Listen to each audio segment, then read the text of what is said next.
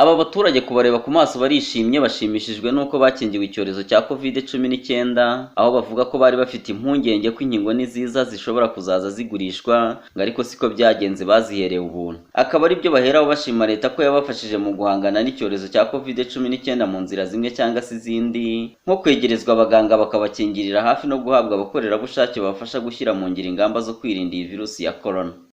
Leta y'ubumwe ndayishimira ko twari twaratewe n'icyorezo cya COVID-19 kikaba kigenda kigabanuka, badushishikariza kwiteza inkingo banya COVID-19.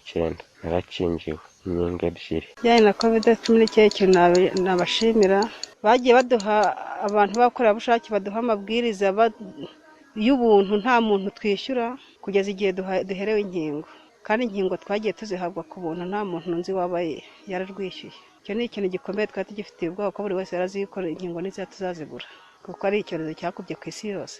Numva ko rero hajemo nk'ubwunganizi, ariko navuga nashima cyane kuko baduhaye inkingo, twarakingiwe ku buryo buhagije, kandi noneho ziriya nkingo twagomba kuba twakaziguza, ariko ntabwo twaziguze, leta yaratwunganiye iziduhera ubuntu kandi badusanga na hafi. Hano mu mudugudu wacu barahaza, nk'ubu niho nafatira urukingo rwa 3. Aba baturage barakebura bagenzi babo binangiye bakanga gufata urukingo rwa COVID-19 ko bagabanya ubujiji bakikingiza, kuko urukingo ntacyo rutwaye. Uretse ko n'intanga nta n'abarimo, ariko uwo ari we wese waba utarikingiza, inama namugira ni ukugendana n'abandi, kuko ntabwo azaheranwa ngo areke kujya guhaha aho abandi bahahira, areke kujya mu materaniro. Byiza ni uko yafata urukingo tukabana neza, kuko ntacyo rutwara, nta kimwe rwantwaye.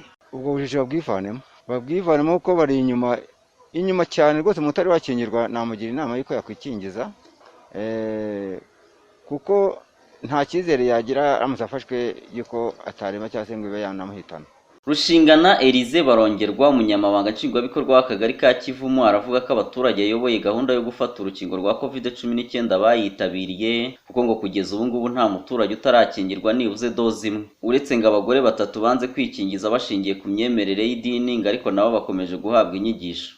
Yitabire hano mu kagari ka Kivumu kubwo gukingira abatera COVID, mu by'ukuri burashimishije, buri hejuru. Doze ya mbere n'iya kabiri yo zararangiye, ubu doze iri hari cyane ni iya 3, n'abakeye bo muri doze ya 2, ku buryo nabo muri doze ya 2 n'iya 3 uku kwezi kwa mbere no kwa kabiri biba birangiye.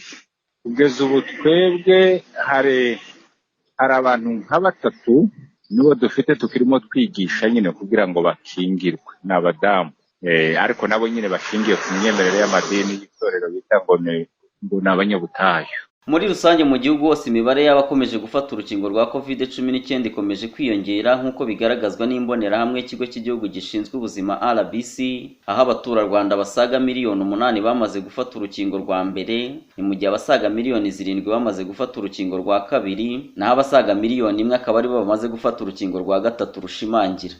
Tungandame Munezero Pierre.